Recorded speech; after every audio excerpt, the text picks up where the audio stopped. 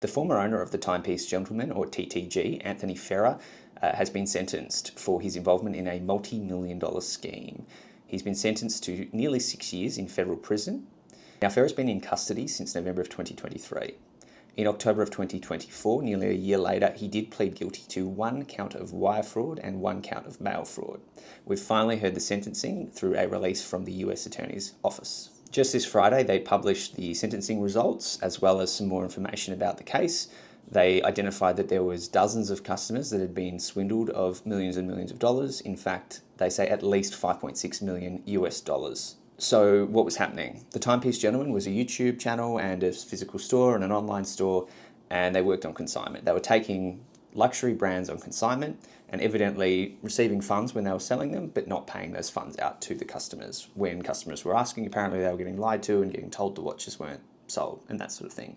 They were also sourcing watches for people, but they would take payment in full upfront and then spend some time trying to find these pieces, and yeah, guess what?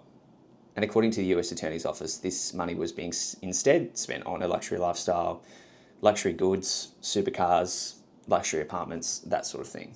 In a nutshell, they use social media, quasi-watch authority to build reputation, to build up trust, and then to exploit it to the point of it imploding like these schemes always do. Now, according to the IRS Special Agent in Charge, a guy named Tyler Hatcher, Mr. Ferrer exploited his client's trust for his own personal gain. He goes on to say, instead of making good on his business promises, Mr. Ferrer swindled his clients out of money and property to fund his own extravagant expenditures, and now he will suffer the consequences. IRS is committed to protecting clients and consumers from these sorts of dubious behaviour, and we're proud to have been a partner in this investigation.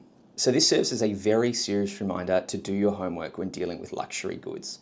Do your research on the store, get everything in writing, and do not be afraid to ask for questions and for references. And more importantly, if something seems too good to be true, and more importantly, if someone or something seems too good to be true, it probably is. According to this report, Ferrer was charging just a 5% commission, which is absurd and it's unsustainable.